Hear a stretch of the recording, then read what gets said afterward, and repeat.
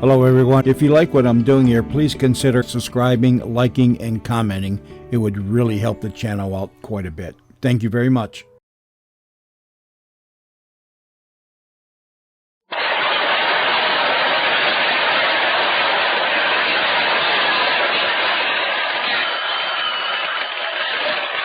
Hello? Yes, this is the editor of the American Weekly. Oh, you'd like to know the inside story on the famous Venus and Furs? Well, lady, you've called the right place. Yes, we're running a series on that fabulous woman in the American Weekly starting next Sunday. And we're dramatizing a few choice moments in her life in today's front-page drama.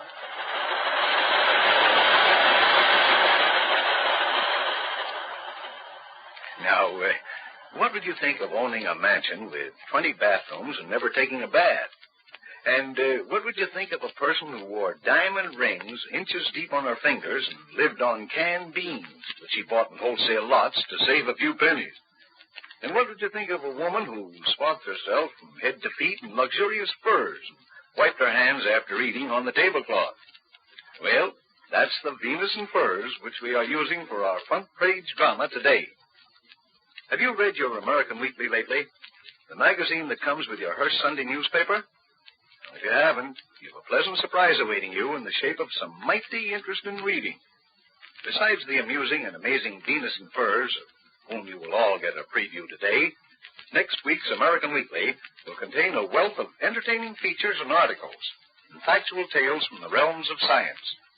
There's fun and interest packed from the front cover to the back in every issue of the American Weekly, which comes to you with your Hearst Sunday newspaper. Well, let's listen to Venus and Furs. If ever there was a wacky dame, that person was the Venus and Furs. If we're to believe her own story, and she gives us much reason to doubt great portions of it. She was once... Madame, I come from Emperor Franz Joseph. The Emperor? Yeah, madame. Why has this honor been visited upon me? Madame, this is not an honor, and I am not paying you a visit. I have come to tell you that His Imperial Highness requests you leave this son alone. What? No, never. Oh, I forgot to tell you, madame. The Emperor says you will kindly do this or leave the country. Or else. Well, of course, we took a little liberty with the things that they said and the way they said them, but essentially that was the gist of Emily's story when she first landed on our friendly shores at the age of 17 back in 1887, if we're to believe her diary. And who knows? Maybe she wasn't the colossal liar that people believed her to be. After all, she did have a beautiful collection of expensive furs, if little else, when she arrived here. Well, it didn't take the charming and exotic foreigner with her lovely Viennese accent long to find a husband. And it didn't take her first husband long to discover the charming kitten. Wait it! I hate you! I want a divorce, and I want money. First half of that, yes. Second half, no. You brute! I hate you. Oh, what's the matter, my little princess? That's an even split, is it not? Oh! Yes, she was a vixen, all right. She bounced right out of that marriage and went south to sunny Florida, notwithstanding the fact that her furs were still in good condition. And there she met her third husband. No, we're not getting ahead of ourselves. She met her third husband before she met her second. However, husband number 3 wasn't going to be so easy to land. He was playing cautious. Emily had a rival. Finally, she couldn't stay in Florida any longer and came back to New York. The climate, she said, and actually, she was broke. She went to Chicago, and there she met husband number 2. He was bowled over. Oh, I think you're wonderful, Emily. I love you. Marry me. Of course I'll marry you. When? When will it be? What's the matter with now? Oh, my darling. You're so wonderful. Well, they always went head over heels for her at first. But later... Now, Emily, please don't read my mail over my shoulder. At least wait till I've decently left for the office to go through my things. Well, what are you going to do about that letter? Not that it's any business of yours, my little nosy wife, but... That's a lot of money he asks for. Yes, my pet. Are you going to give it to him? Yes, my sweet. I say you're not. You're not. You're not. Now, Who was it who said women should be struck regularly like a gun? And that was the end of marriage number 2. However, fortunately for our Emily, her second matrimonial adventure was a great deal more profitable for her than the first. As soon as the ink was dry on a decree, she headed straight for Florida with her new collection of expensive furs and a hard, hunting look in her eye. Husband number 3, who almost became number 2, but was, fortunately for him, a little slow to make up his mind about Emily, had just become a widower. And he was in deep mourning aboard his yacht in Florida, with strict orders that nobody should intrude on his solitude. Do you think that stopped our Emily? No, you were right. Bill, wake up. Get up. All your mourning will not bring her back. What? It's me, Bill. Emily, the woman you really love. Are you kidding? What are you doing aboard my yacht? I don't want to see anybody. Not even me, Bill? Not even... say, Emily, why did you run away from me? I don't know, Bill. I didn't realize how much you meant to me till I was away from you.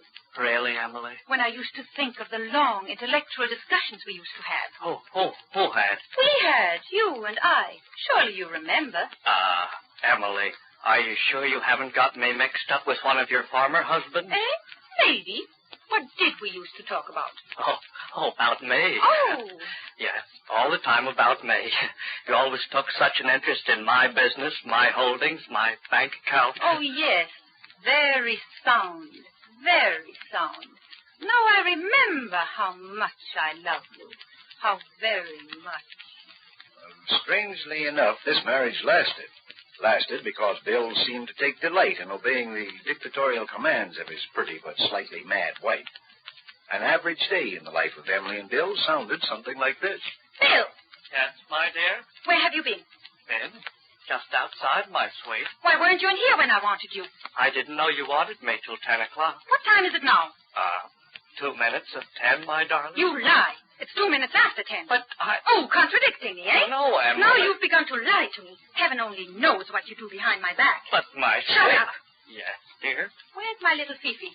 Right outside. I've been taking her for a morning stroll. That's why I was probably late. Now you're blaming poor defenseless little Fifi for your crime. Crime? Don't argue with me. You know it always upsets me when you argue before breakfast. Yes, I know, dear. Call me Princess, as befits my rank. What? Oh, so you don't believe that I have royal blood. You think I lie to you. I believe you, dear. But don't you think it sounds a bit silly, especially in front of the servants, to call you Only princess? someone with your minute intelligence would feel that way. I am a princess, and I intend to be addressed properly. Hereafter, the servants will address me as your royal highness. But no Emily. buts. Yes, dear. Princess. Princess. No, fetch my breakfast. Where's Marie? Marie has been discharged. There wasn't enough for a maid to do. It was a waste of money. But I have a great deal of money, Emily. There was really plenty for her to do. No matter.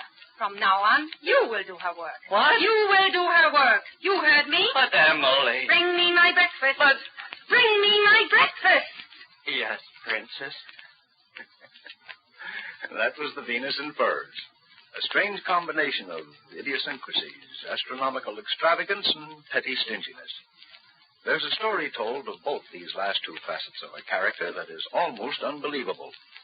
And next to furs, Emily always fancied antique furniture and heavy, ornate statues. Learning that the owner of one of the Palm Beach villas had gone broke and was auctioning off its contents, she bought several dray loads of assorted heavy stuff and proceeded to have it put aboard the yacht for shipment to Jacksonville. After spending a small fortune for junk, she was too cheap to pay for its shipment by rail. When the captain of the yacht saw what was happening... Pardon me, ma'am, but who ordered those men to bring that stuff aboard? I did. Any objections? Well, as captain of this yacht, I'm going to order them to remove it. As owner of this yacht, I will crack your skull if you do. Ma'am, do you realize that this is a pleasure yacht, not a tramp steamer? It is anything that I choose to call it. And I resign as captain. You don't know it, Captain, but you can't resign. Oh, yes, I can. Oh, no, you can. Because for the last 3 minutes, you have been discharged. But Emily found that getting another captain to sail the yacht loaded down with furniture and statues was not going to be an easy task. All the sailors felt the same about that business as their captain. So Emily and Bill lived on the yacht loaded to the gunnels and straining every timber to stay afloat. Then one night... Bill, wake up! What? Wake up! But what? Bill, did you hear me? What? Yes, Princess.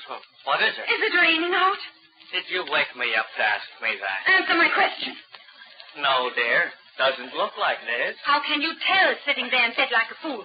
Get up and look out the porthole. Yes, Princess. Hey, there's water in the cabin. Floor's covered with it. I got my feet right up to the ankles. Just as I thought. You neglected to close the porthole, and it has rained in. You dunderhead. Hey, wait a minute. This can't be rain. What can it be if not rain, my brilliant husband? It is. It's seawater. Seawater? Yes, we must have sprung a leak. We're sinking rapidly. Oh, it's all your fault. Your fault. Do you hear? Now all my beautiful art treasures will be ruined. All because of your cheap little yacht. I wish that Dear, don't you think we'd better get off? Don't interrupt me, you worm. But, darling, we're sinking. If we don't get off this yacht in a hurry, we'll drown. Don't! And I hate water. Oh! Emily. Oh, dear. Oh, dear, she's fainted. I'll pay for this all right. I'll pay. And pay he did in abuse and cash. The yacht was raised from the harbor's muddy bottom and repaired. But do you think that Emily, our Venus in Furs, was satisfied that pleasure yachts weren't freighters? She was not.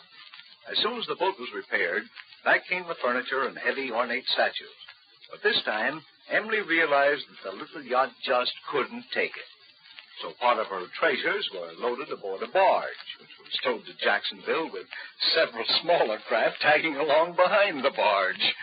Emily was really pleased with this sight and called it her fleet.